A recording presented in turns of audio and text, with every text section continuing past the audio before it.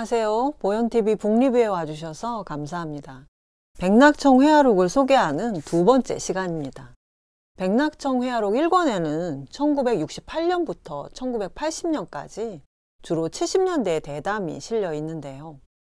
백낙청 선생님은 창작과 비평을 근거지로 문학은 물론 종교와 여성, 역사와 사회과학, 이외에도 다양한 분야의 전문가들을 만나 대담하시면서 한반도식 나라를 어떻게 만들어가야 할지를 앞서 고민하고 길을 제시해 오셨는데, 백낙청 선생님과 시대의 지성들이 만든 역사적인 기록, 회화록을 통해 우리가 만들어가야 할 나라가 어떤 모습일지 영감과 힘을 받으셨으면 좋겠습니다. 오늘 고른 내용은 1978년에 있었던 백낙청 선생님과 서울 제1교회 박형규 목사님과의 대담입니다. 지난 선우희 작가편의 주제가 문학의 현실 참여였다면 이번에는 기독교의 현실 참여에 관한 대담이라고 해야 할 것 같은데요. 박형규 목사님의 삶과 신학 사상이 너무나 눈부시고 감동적이어서 제가 그동안 기독교 사상과 한국 기독교를 너무 쉽고 가볍게 봤다는 반성을 하게 됐습니다. 대담의 제목은 한국 기독교와 민족 현실이고 창작과 비평 1978년 보모에 실렸습니다. 백낙청 선생님은 먼저 도대체 목사라는 분이 어쩌다가 전과자가 되고 국사범이 되고 횡령범이 되셨는지 설명해 주십시오. 이것을 첫 번째로 질문하셨습니다.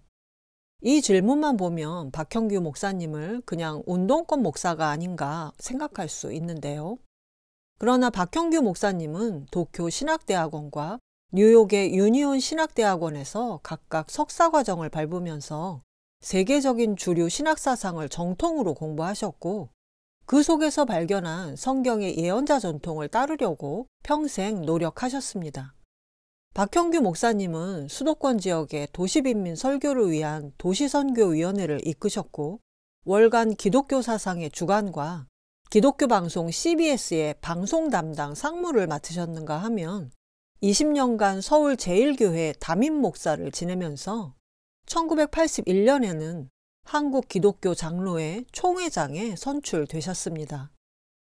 대담이 있었던 1978년도는 지금으로부터 무려 44년 전인데, 우리가 대담의 내용을 실감나게 이해하려면 70년대를 좀 알아야 합니다. 이승만 독재 정권에 맞서 민주주의를 요구하며 피 흘렸던 4.19 혁명 10년 만에 우리나라는 박정희의 영구 독재를 위한 유신 시대를 맞았습니다. 삼선 개헌을 밀어붙이고 치른 71년 대통령 선거에서 2위인 김대중 후보에게 95만 표 차이로 가까스로 승리한 박정희는 다음 선거를 장담할 수 없다고 보고 1972년 10월 17일 광화문 앞에 탱크와 무장 군인들을 주둔시킨 채 대통령 특별선언을 발표했는데, 국회를 해산하고 정당 및 정치활동을 중지하는 긴급조치와 함께 유신헌법을 선언했습니다. 참고로 우리나라는 6.25 전쟁 중에도 국회가 해산된 적이 없었는데, 당시 헌법에는 대통령에게 국회 해산권이 없었음에도 불구하고 박정희는 군대를 동원해 위헌적인 친위 쿠데타를 일으켰던 건데요. 동시에 전국에 비상계엄을 선포해서 언론은 사전 검열을 당하고 대학에는 휴교령이 내려지고 박정희의 눈밖에 난 야당 의원 15명은 중앙정보부와 보안사에 끌려가 발가벗긴 채 매달리는 고문을 당했습니다. 계엄령을 위반하면 영장 없이 구속수사가 가능한 공포 분위기 속에서 치러진 국민투표에서는 투표율 91.9%, 찬성 92.2%의 압도적인 지지율로 유신헌법이 통과됐는데, 유신헌법의 내용은 대통령 직선제를 폐지한 뒤 통일주체 국민회의에서 간접선거를 하고 국회의원 3분의 1을 대통령이 추천해서 선출한다. 대통령에게 헌법 효력도 정지시킬 수 있는 긴급조치권과 국회 해산권, 법관 임명권, 법률 거부권을 부여해 대통령의 권한을 극대화하고 대통령 임기를 6년으로 하되 연임 제한을 없애서 종신 집권을 가능하게 했습니다. 이런 내용을 담고 있는 유신헌법이 압도적인 지지율로 국민투표를 통과했다는 사실이 충격적인데요. 그런데 정작 영구 집권의 발판이 마련된 직후부터 박정희 정권은 흔들리기 시작합니다.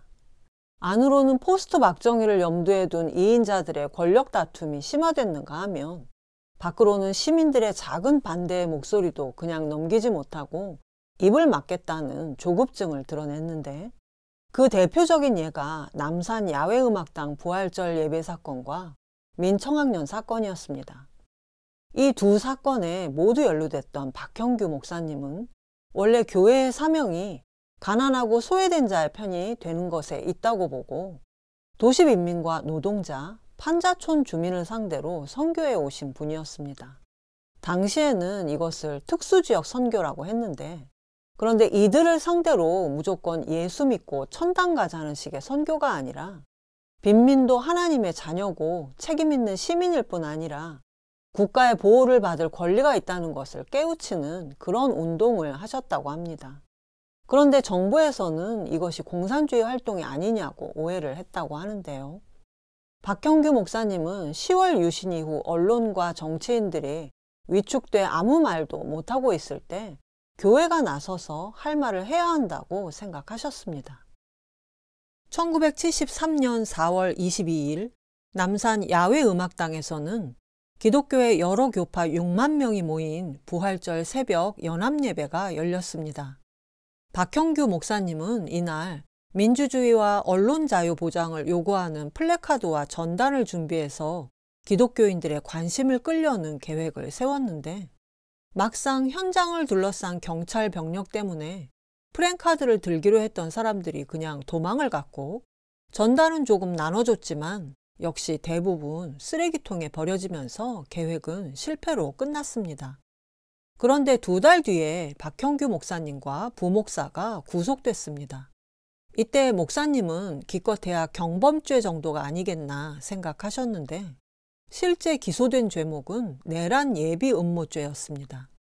목사가 내란을 음모했다는 사건이 신문에 크게 보도됐고, 백낙청 선생님은 이때 목사님을 처음 알게 됐다고 하면서 목사가 내란을 음모하면 얼마나 하며 TV 뉴스에 나오는 플래카드 증거물을 보면서도 도대체 그런 걸 가지고는 내란 비슷한 것도 될 것 같지 않았는데, 박형규 목사님 사건이 많은 사람들에게 각성할 계기를 만들어줬다고 했습니다.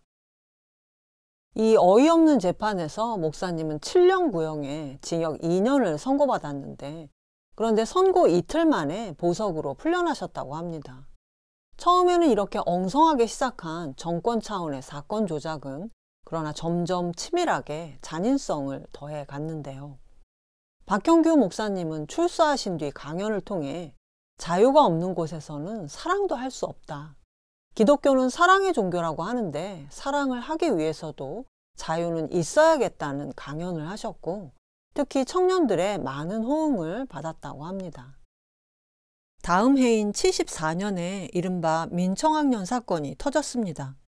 73년부터 서울대 학생들을 시작으로 유신 쿠데타에 반대하는 시위가 전국 각 대학에서 일어나자 박정희 정권은 유신헌법에 따른 긴급조치 1호를 발표했는데, 유신헌법을 부정하거나 반대하는 자는 영장 없이 체포 구속하여 15년 이하의 징역에 처한다고 했습니다.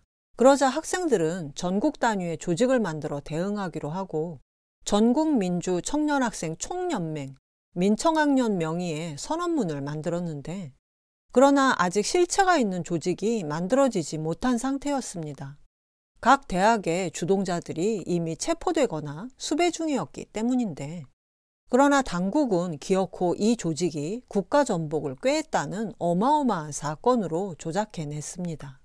민청학년 사건으로 1000여 명이 구속돼서 180여 명이 재판에 넘겨졌고, 박형규 목사님도 교회 청년들에게 자금을 줬다는 이유로 기소됐는데, 사실 그 돈은 윤보선 전 대통령에게 받은 돈이었기 때문에 이들이 국가 전복을 노렸다는 것은 전혀 사실일 수 없었습니다.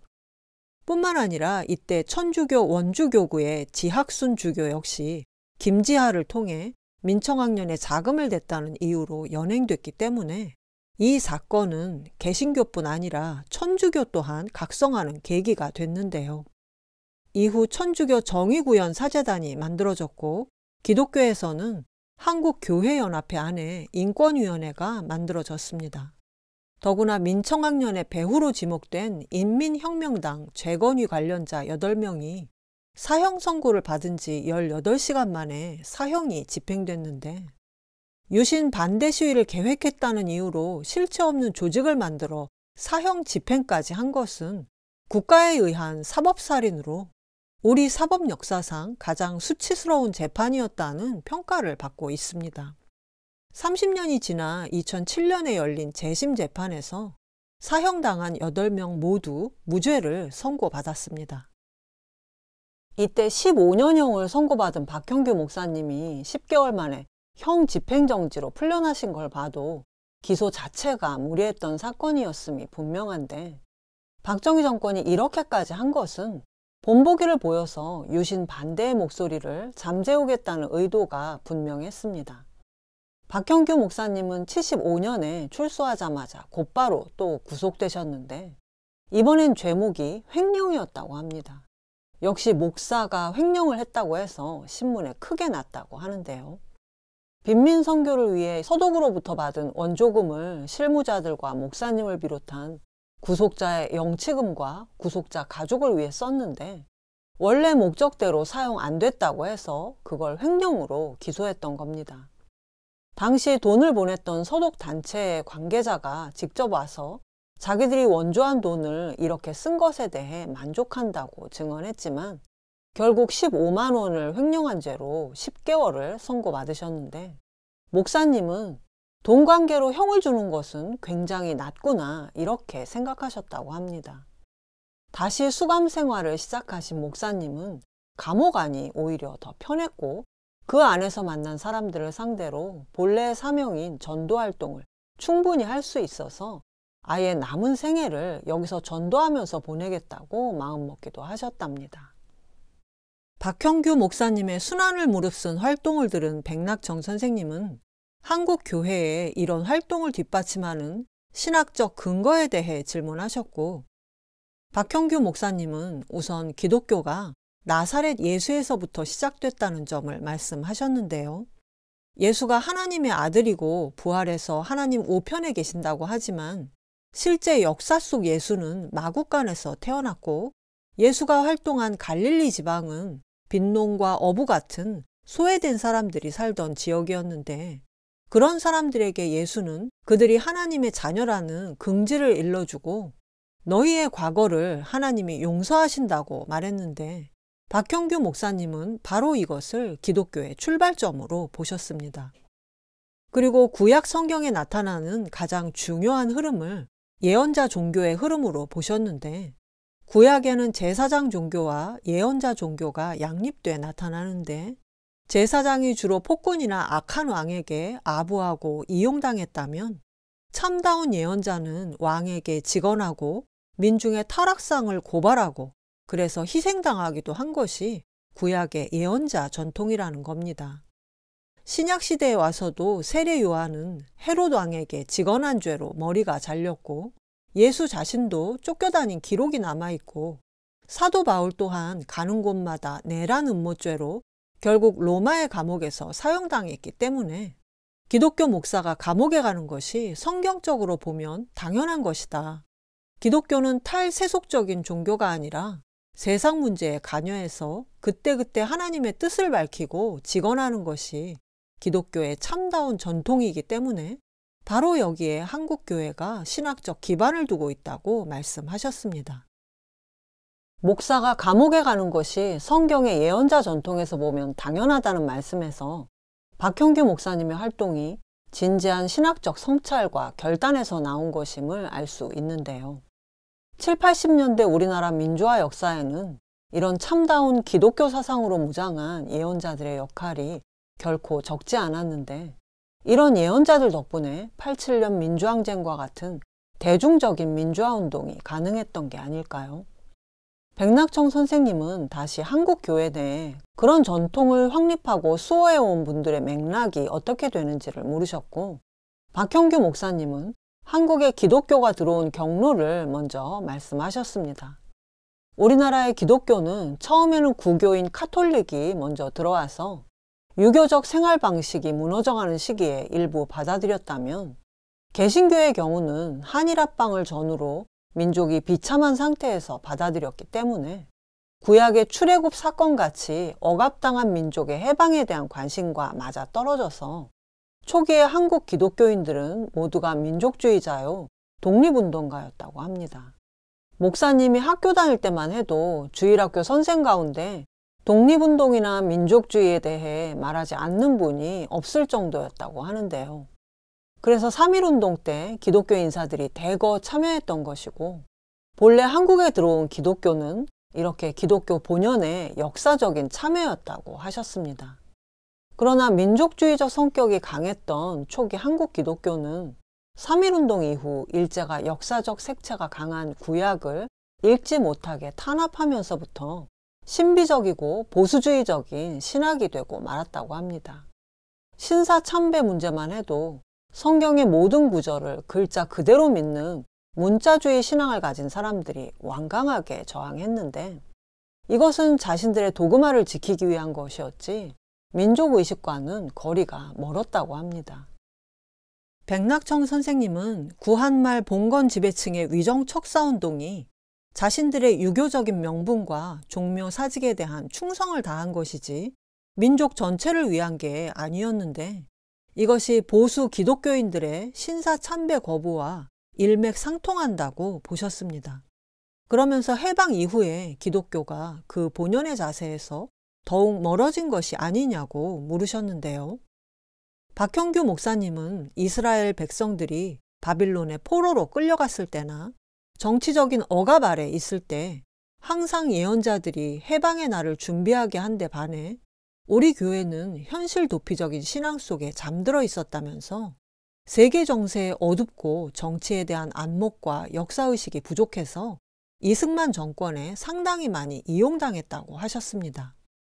신학적이고 역사적인 안목을 가지고 비판적인 발언을 했던 김재준 목사님이나 함석헌 선생님 같은 분이 계셨지만 극소수의 예외였고, 대부분의 개신교 교회들이 자유당 정권을 지지했다고 하셨습니다.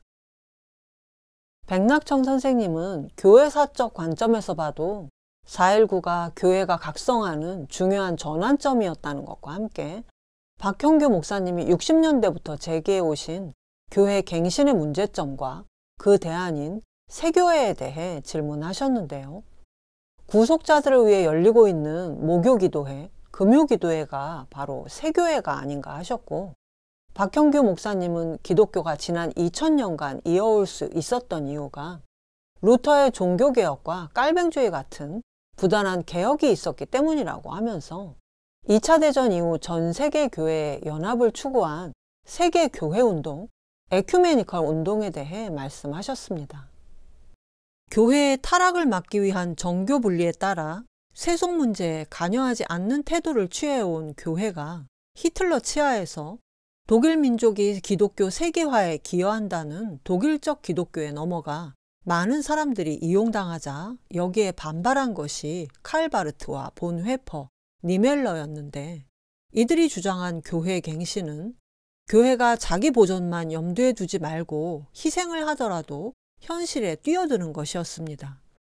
본 회퍼는 이것을 교회는 자기 스스로를 위해서 있는 게 아니라 세계를 위해서 있다, 이렇게 말했는데, 이 세상에서 십자가를 지는 교회라야지 십자가를 거부하고 자기 안일만을 찾는 것은 교회의 본질이 아니라는 이런 입장이 1948년 세계교회협의회가 결성되면서 전 세계로 퍼져나갔다고 합니다.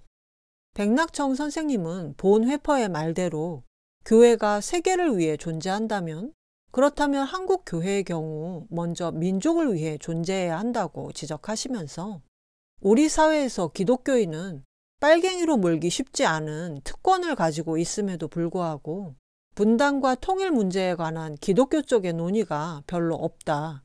그런데 마침 분단 문제에 관한 한국 기독교의 자세를 비판하는 글을 읽었다고 하셨습니다.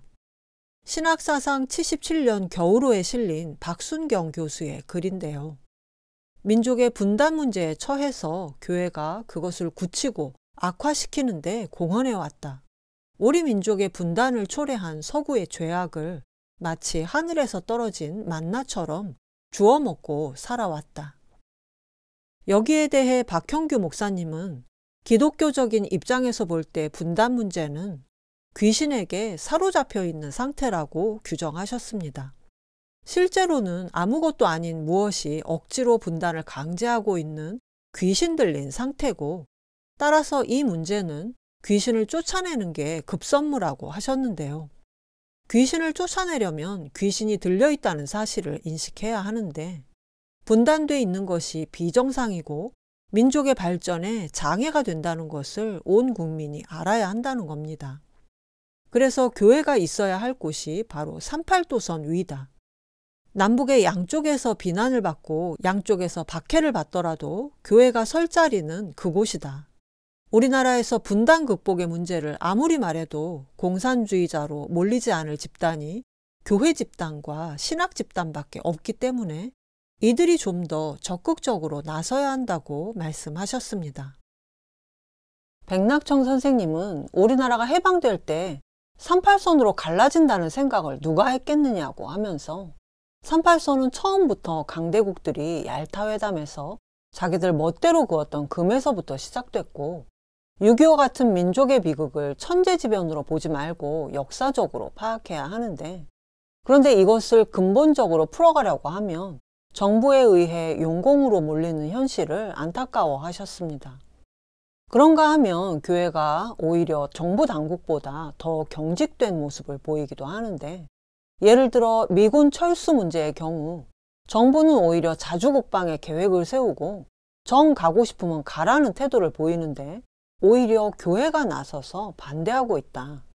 옛날에 로마 제국이 지금으로 치면 미국인데, 기독교인들이 성경을 말할 때는 로마를 규탄하면서도 현실의 미국을 로마의 후예가 아닌 팔레스타인 그 자체인 것처럼 여기고, 미국이 없으면 죽고 못 산다는 식으로 나갈 필요는 없지 않냐고 하셨습니다.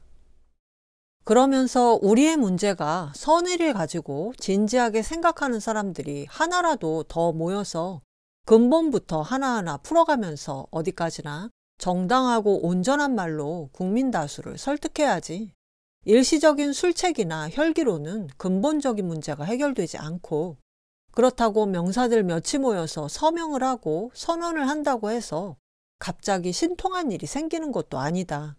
역시 다수의 민중에게 필요한, 그들이 각성되면서 스스로 그 필요성을 인정하는 정당한 말씀이 널리 전달됨으로써 변혁이 일어나야 한다고 하시면서 대담은 모두 끝이 났습니다. 박형규 목사님은 이 대담 이후 3번 더 구속되셔서 총 6번의 감옥 생활을 하셨고, 전두환 군사독재정권 시기에는 보안사의 명령을 받은 조직폭력배에 의해 구타당하고 교인들과 함께 교회에서 내쫓겼는데, 폭력배들이 교회에서 1km 떨어진 중부경찰서 앞에서 돌아가는 걸 보고 아예 경찰서 앞에서 길거리 예배를 시작해서 6년 동안 이끄셨습니다. 이때부터 박형규 목사님은 기류의 목사가 되셨는데, 하늘을 지붕으로 삼은 세상에서 가장 큰 교회라는 평을 듣게 한 이 노상 예배는 해외에도 알려져서 우리나라를 찾는 외국 기독교인들이 꼭 방문하는 순례 장소였다고 합니다. 지금도 그리스도는 소외당하고 고난받는 사람들 가운데 있다.